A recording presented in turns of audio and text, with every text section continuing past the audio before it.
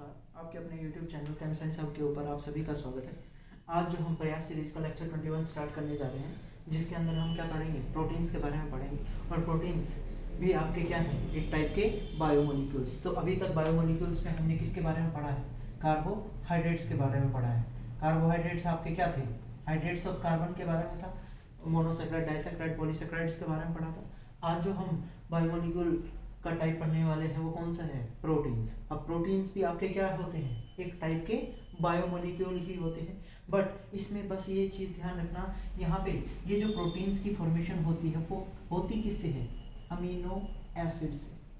किससे होती है, अमीनो एसिड से। मतलब biomolecule of amino acid in the living cells is known as protein. मतलब अमीनो एसिड्स जो थे लिविंग सेल्स के अंदर, वो एक साथ जब एक दूसरे के साथ कंबाइन होते हैं, फॉर्मेशन क्या करेंगे, प्रोटीन। और जब अमीनो एसिड कंबाइन होते हैं, जैसे एक अमीनो एसिड फर्स्ट है, देन अमीनो एसिड सेकंड है, देन अमीनो एसिड थर्ड है, ये एक दूसरे से कंबाइन हो रहे हैं तो एक चेन की फॉर्मेशन कर रहे हैं। और जब भी दो अमीनो एसिड कंबाइन होते हैं तो वो किस बॉन्ड के थ्रू कंबाइन होंगे, पेप्टाइड बॉन्ड के थ्रू। किस बॉन्ड के थ्रू कंबाइन होंगे, पेप्टाइड बॉन्ड के थ्रू। मतलब लिंकेज भी पूछ सकते हैं, तो लिंकेज भी आपकी कौन सी होगी, पेप्टाइड लिंकेज। तो ये क्या हो गया, पेप्टाइड बॉन्ड या पेप्टाइड लिंकेज। ये भी दो अमीनो एसिड्स के बीच में कौन सा बॉन्ड बनेगा, पेप्टाइड बॉन्ड।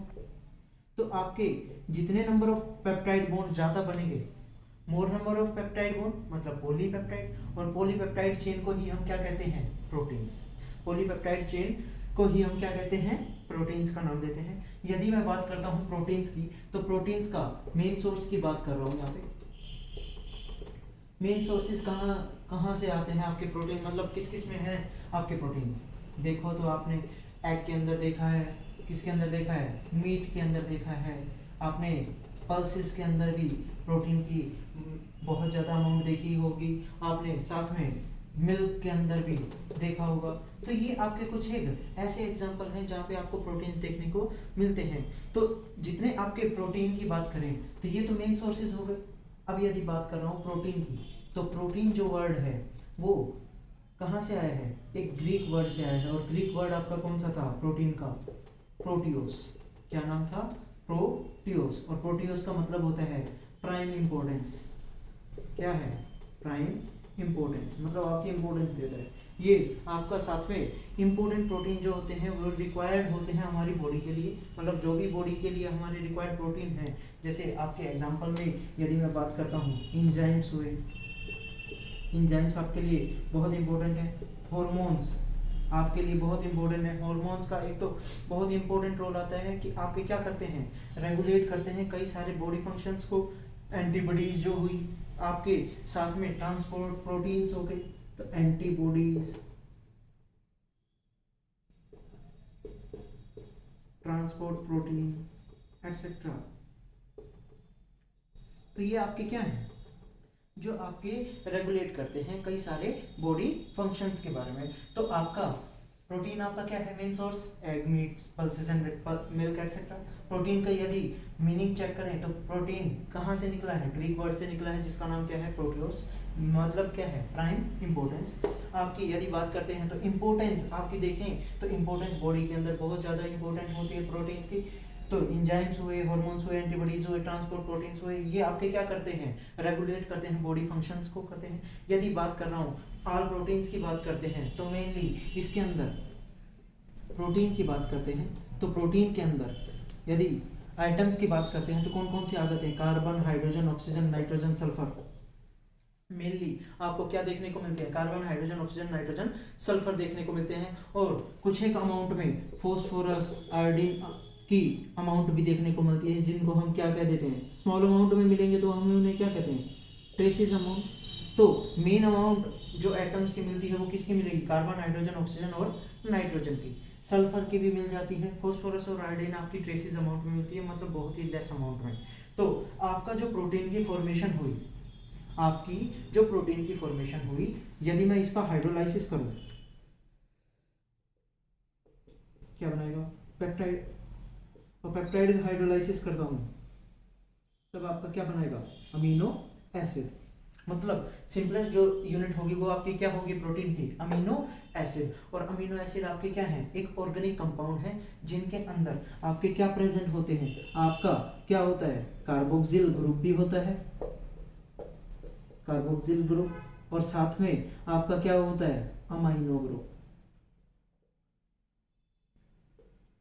ये आपके क्या है, अमीनो एसिड। तो मतलब यदि प्रोटीन का हाइड्रोलाइसिस करता हूं तो पेप्टाइड बनेगा, और पेप्टाइड का हाइड्रोलाइसिस करता हूं तो क्या बनेगा, अमीनो एसिड। और अमीनो एसिड आपके क्या है, एक टाइप के ऑर्गेनिक कंपाउंड, क्या है, ऑर्गेनिक कंपाउंड, जिनके अंदर क्या देखने को मिलता है, कार्बोक्सिल ग्रुप भी देखने को मिलता है और अमीनो ग्रुप भी देखने को मिलता है। और अमीनो एसिड की बात करते हैं तो अब आगे चलते हैं स्ट्रक्चर ऑफ अमीनो एसिड के अंदर।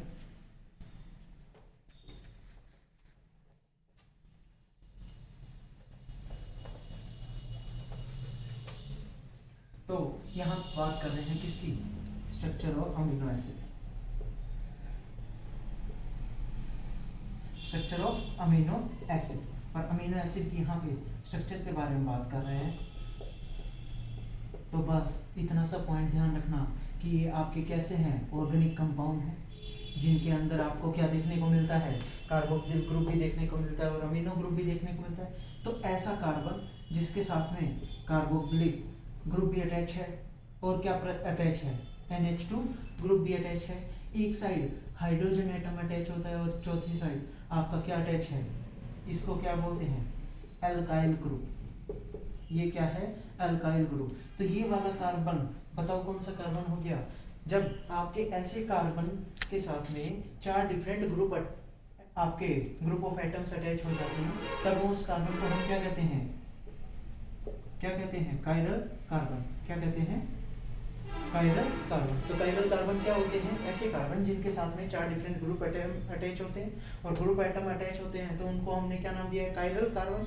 और कायरल कार्बन है तो आपके जो कंपाउंड्स होते हैं वो कैसे होते हैं, ऑप्टिकली एक्टिव कंपाउंड। कैसे होते हैं, ऑप्टिकली एक्टिव कंपाउंड्स होते हैं। तो आपके जितने भी अमीनो एसिड्स देखोगे उसमें ये 3 चीजें फिक्स रहेंगी, carboxylic acid, amine group, hydrogen.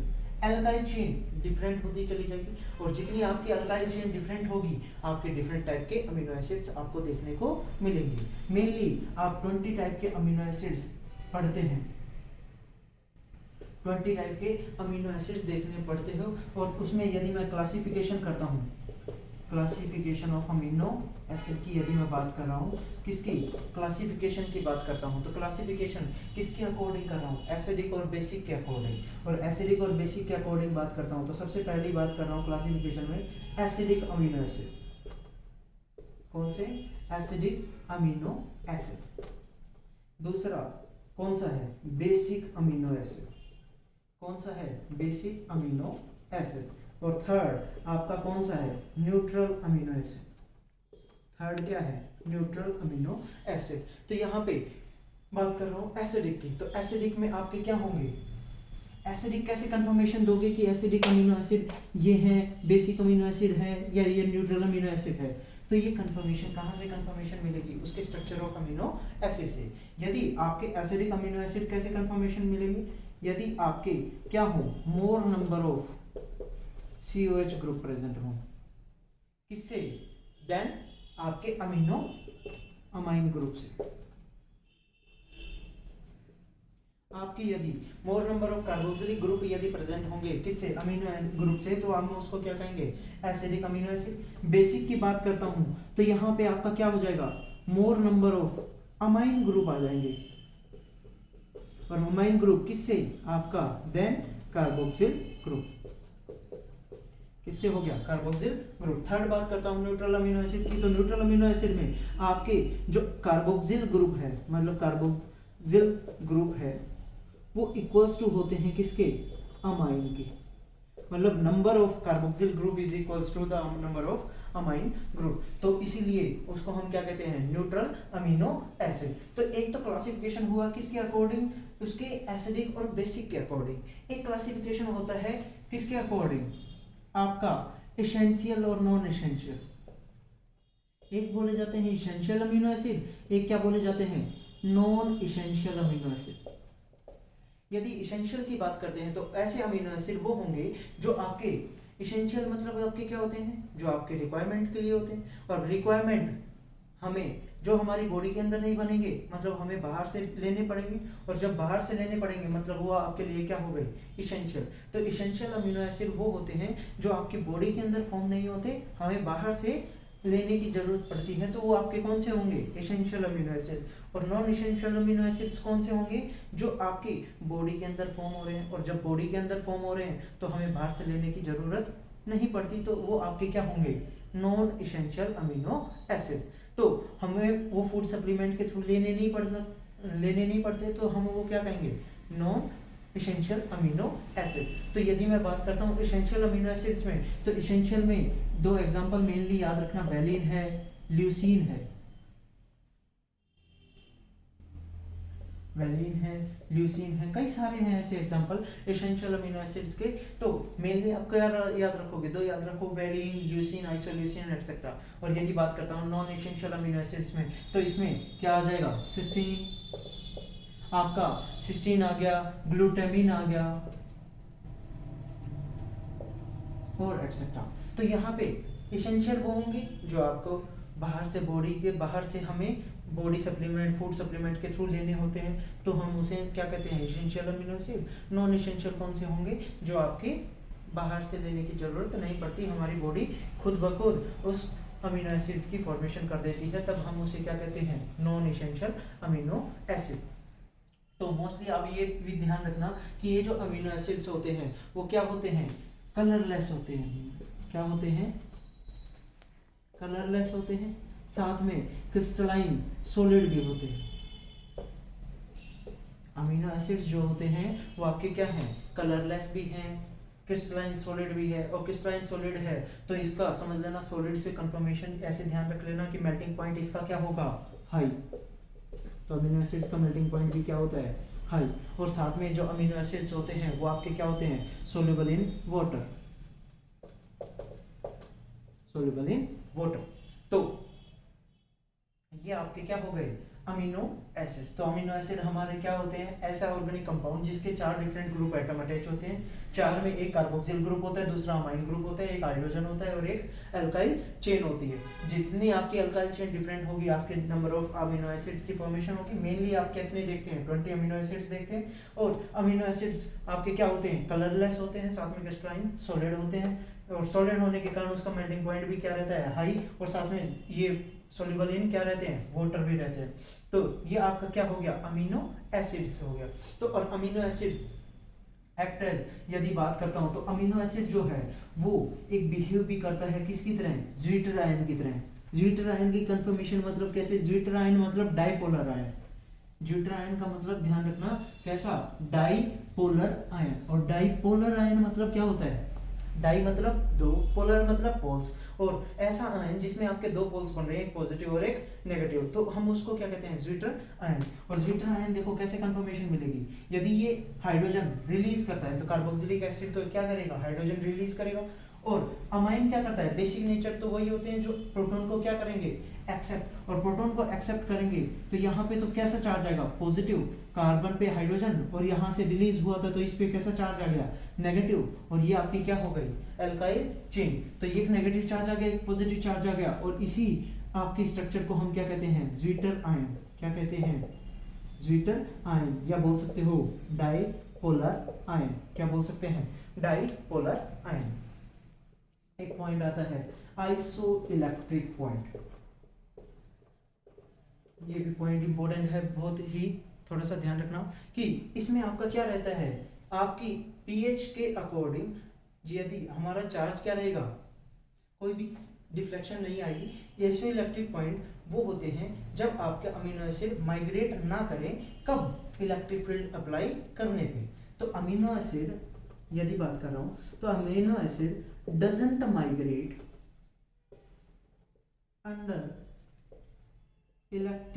under apply electric field। और यहाँ पे चार्ज भी क्या रहता है, नो नेट चार्ज रहता है। आपका क्या होगा, चार्ज जैसा सेम था वैसा का वैसा रहेगा। उसी पॉइंट को हम क्या नाम देते हैं, आइसो इलेक्ट्रिक पॉइंट का नाम देते हैं। तो यहाँ पे अमीनो एसिड माइग्रेट नहीं करता आपकी इलेक्ट्रिक फील्ड अप्लाई करने पे, और आपका यहाँ पे चार्ज भी क्या रहेगा, न्यूट्रल रहेगा, मतलब एकदम जीरो रहेगा, नो नेट चार्ज रहेगा। अब बात करते हैं पेप्टाइड की।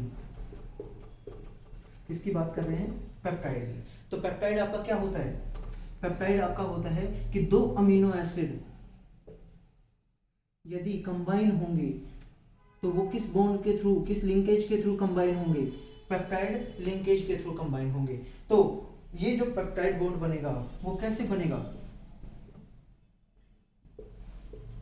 Condensation of to amino acid. यदि ध्यान रखना, जब भी आपके दो अमीनो एसिड कंबाइन होंगे तो उनका क्या होगा, कंडेंसेशन। कंडेंसेशन होगा तो मतलब वाटर मॉलिक्यूल रिमूव होगा, और वाटर मॉलिक्यूल रिमूव होगा तो फॉर्मेशन किसकी होगी, पेप्टाइड बॉन्ड की होगी। तो हमने अभी अभी एक स्ट्रक्चर देखी, देखो यहाँ पे आपका क्या है, एक अमीनो एसिड है, और यदि मैं एक और अमीनो एसिड लेता हूं, देखो हमारे पास क्या है, NH2 carbon hydrogen R C double bond OH, एक ये अमीनो एसिड हो गया। दूसरा यदि मैं लेता हूं NH2 carbon hydrogen R C double bond OH, दो अमीनो एसिड हो गए। और जब भी दो अमीनो एसिड कंबाइन होंगे तो वाटर मॉलिक्यूल क्या होगा, रिमूव, मतलब आपका कंडेंसेशन होगा, और कंडेंसेशन में आपका वाटर मॉलिक्यूल क्या हो जाता है, रिमूव, और रिमूव होगा तो फॉर्मेशन क्या करेगा, NH2 कार्बन हाइड्रोजन R, आपका C double bond O NH carbon hydrogen R C double bond O OH। तो हमने अभी दो अमीनो एसिड्स लिए हैं, और दो अमीनो एसिड्स लिए हैं तो आपकी ये जो फॉर्मेशन हुई है ये कौन सी बोली जाती है, पेप्टाइड लिंकेज।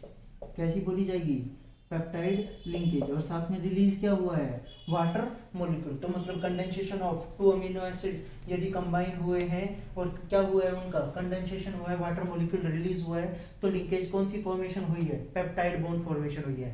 तो यहाँ पे दो अमीनो एसिड्स को फॉर्मेशन करने से आपका क्या बना है, पेप्टाइड बॉन्ड बना है। दो अमीनो एसिड्स कंबाइन करने से क्या बना है, पेप्टाइड बॉन्ड। अब देखो amino acid first, amino acid second, amino acid third, amino acid fourth, यहाँ पे कई सारे अमीनो एसिड, जब number of amino acids combine होंगे तो उनके बीच में आपका क्या बनता चला जाएगा, क्या बनता चला जाएगा, पेप्टाइड बॉन्ड। और इन्हीं पेप्टाइड बॉन्ड्स को हम क्या कहेंगे, क्या कहेंगे, पॉलीपेप्टाइड। क्या कहेंगे, पॉलीपेप्टाइड। अब पॉलीपेप्टाइड फॉर्मेशन हुई है तो चेन की फॉर्मेशन हुई है पॉलीपेप्टाइड, और पॉलीपेप्टाइड ऑफ किसकी, अमीनो एसिड्स की। तो उसी को ही हम क्या कहते हैं, प्रोटीन। उसी को ही हम क्या कहते हैं, उसको हम क्या कहते हैं, प्रोटीन। यदि अमीनो ग्रुप की यदि मैं बात कर रहा हूँ यहाँ पे, तो अमीनो में इस साइड में आपका क्या अटैच है, NH2 group. NH2 group attach है तो NH2 ये वाला कौन सा एंड है, एंड टर्मिनल एंड। ये कौन सा एंड है, एंड टर्मिनल एंड। और यहाँ पे यदि बात कर रहा हूँ तो कार्बोक्सिलिक ग्रुप प्रेजेंट है, तो ये वाला जो एंड होगा वो आपका कौन सा होगा, C टर्मिनल एंड। तो ये पॉइंट ध्यान में रखना, एंड टर्मिनल एंड पे क्या अटैच रहता है, amine group. C terminal and पे क्या अटैच रहता है, कार्बोक्सिल ग्रुप। तो ये आपका क्या हो गया, प्रोटीन की फॉर्मेशन हो गई थ्रू पॉलीपेप्टाइड चेन। अब बात करते हैं एक और क्लासिफिकेशन यदि मैं करता हूं मॉलिक्यूलर स्ट्रक्चर के अकॉर्डिंग। किसके अकॉर्डिंग, मॉलिक्यूलर स्ट्रक्चर के अकॉर्डिंग। अब यदि मैं बात कर रहा हूं मॉलिक्यूलर स्ट्रक्चर के अकॉर्डिंग, मैं प्रोटीन की क्लासिफिकेशन करता हूं तो दो टाइप के होते हैं। मॉलिक्यूलर स्ट्रक्चर के अकॉर्डिंग यदि मैं इसका क्या कर रहा हूं, क्लासिफिकेशन, क्लासिफिकेशन ऑफ प्रोटीन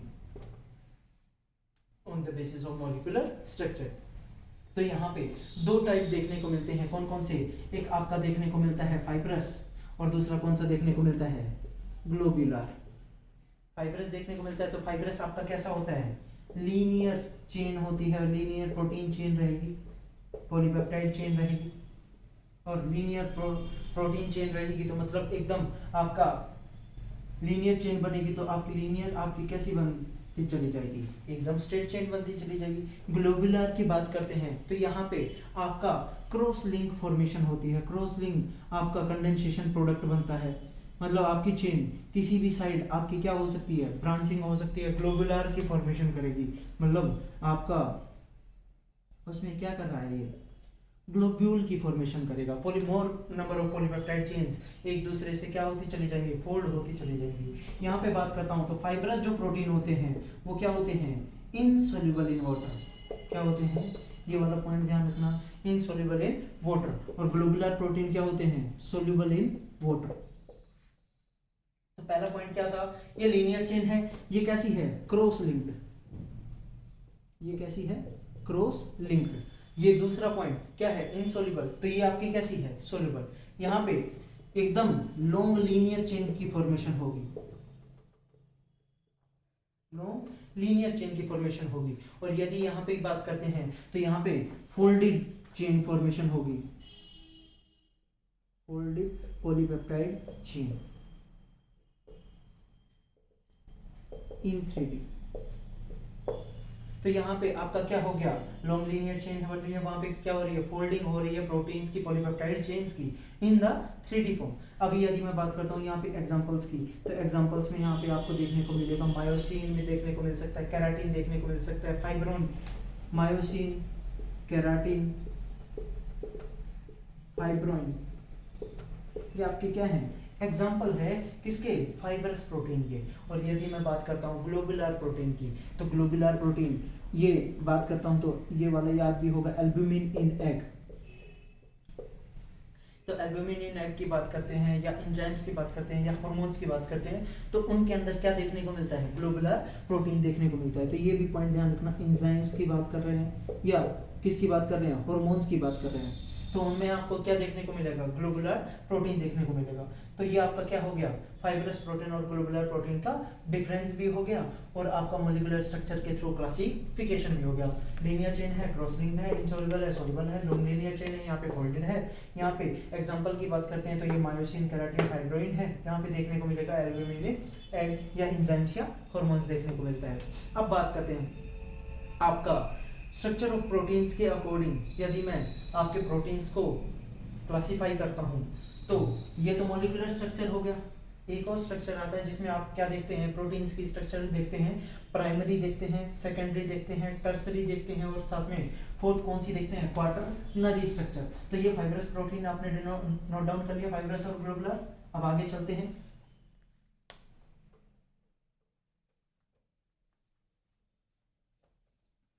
अब यहाँ पे जो बात करने वाले हैं वो स्ट्रक्चर ऑफ आपका क्या है, प्रोटीन ही है।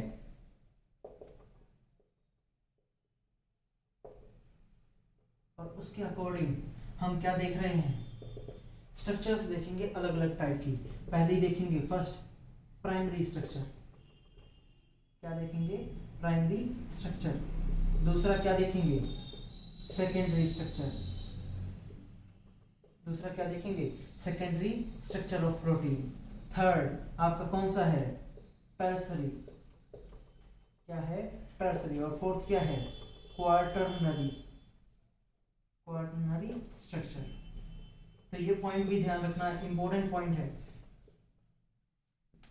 स्ट्रक्चर ऑफ प्रोटीन्स के अकॉर्डिंग। तो पहली बात करते हैं तो स्ट्रक्चर ऑफ प्रोटीन चार में डिफाइन करे गए हैं, प्राइमरी, सेकेंडरी, टर्सरी और क्वार्टरनरी। प्राइमरी की बात करते हैं तो प्राइमरी आपके कैसे होते हैं, लीनियर चेन के।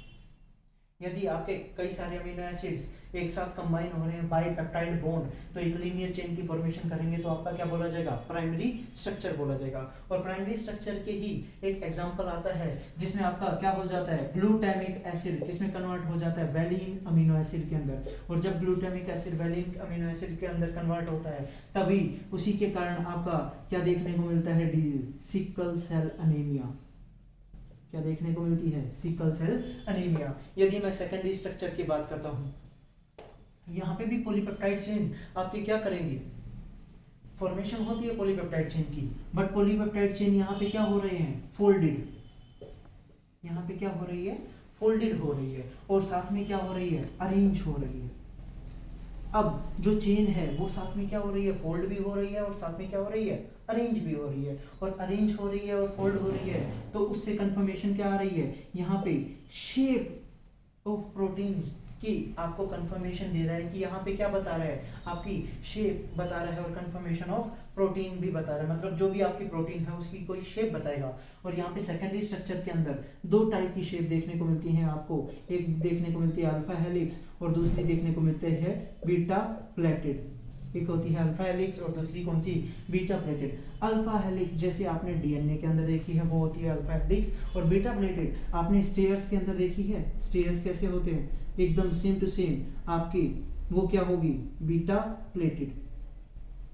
इसको हम क्या कहते हैं, बीटा प्लेटेड स्ट्रक्चर। तो ये बीटा प्लेटेड ऑफ किसकी है, सेकेंडरी स्ट्रक्चर ऑफ प्रोटीन। ये कैसी है, alpha helix of secondary structure of protein, जिसमें आपके क्या हुए हैं, पॉलीपेप्टाइड चेन फोल्ड हुए हैं, अरेंज हुए हैं, जिससे आपकी क्या कंफर्मेशन मिली है, शेप भी आपकी प्रोटीन की शेप आई है। थर्ड की बात करते हैं टर्सरी की। तो टर्सरी में आपकी यहाँ पे फोल्ड थोड़ा सा हुआ था, यहाँ पे क्या होगी, अच्छे से आपकी फोल्डिंग ऑफ पॉलीपेप्टाइड चेन होगी। और जब फोल्डिंग होगी ऑफ पॉलीपेप्टाइड चेन, अच्छे से फोल्डिंग होगी, और फोल्डिंग होगी तो आपके यहाँ पे दो टाइप के प्रोटीन जो आपने देखे थे, कौन कौन से, फाइबरस प्रोटीन और ग्लोबुलर प्रोटीन, तो वो यहाँ पे देखने को मिलेंगे। और यहाँ पे जो लिंकेज देखने को मिलती है आपको, हाइड्रोजन बॉन्ड भी देखने को मिलेगा, वंडरवाल बॉन्ड भी देखने को मिलेगा, डाइसल्फाइड लिंकेज भी देखने को मिलेगी। तो यहाँ पे आपको सभी बॉन्ड्स देखने को मिलेंगे, hydrogen, disulphide, van der Waals forces of attraction, या बात कर सकते हैं इलेक्ट्रोस्टैटिक फोर्स ऑफ अट्रैक्शन। तो इलेक्ट्रोस्टैटिक फोर्स, ये सारे फोर्स आपको इसमें देखने को मिलेंगे, क्योंकि यहाँ पे ये क्या हो रही है, पॉलीपेप्टाइड चेन अच्छे से फोल्ड हो रही है। और जब अच्छे से फोल्ड होगी तो आपकी कौन कौन सी स्ट्रक्चर फॉर्मेशन कर सकते हैं, फाइब्रोस और आपकी कौन सी, ग्लोबुलर। अब यदि मैं बात करता हूँ क्वाटरनरी की, तो क्वाटरनरी आपकी और भी कंजेस्टेड हो जाएगी। यहाँ पे पॉलीपेप्टाइड चेन एकदम ही क्या हो जाएगी, 3D शेप में फोल्ड होती चली जाएगी। आपने जैसे हिस्टोन प्रोटीन देखा है, तो हिस्टोन प्रोटीन के अंदर आपने क्या देखी, पॉलीपेप्टाइड चेन एक साथ क्या हो गई, एक जगह बहुत सारी इकट्ठी हो गई है। तो वो आपका कैसा स्ट्रक्चर है, क्वाटरनरी स्ट्रक्चर है, किसका, प्रोटीन का। वो किसका स्ट्रक्चर है, क्वाटरनरी स्ट्रक्चर है। और यहाँ पे भी दो या दो से ज्यादा आपकी पॉलीपेप्टाइड चेन क्या होने स्टार्ट हो जाती है, फोल्ड होनी स्टार्ट हो जाती है। तो ये आपकी क्या थी, और एक अरेंजमेंट फॉर्मेशन करती है और एक दूसरे के साथ में, तो उस स्ट्रक्चर को हम क्या कहते हैं, क्वाटरनरी स्ट्रक्चर। तो ये आपकी क्या थी, सारी स्ट्रक्चर ऑफ प्रोटीन्स थी।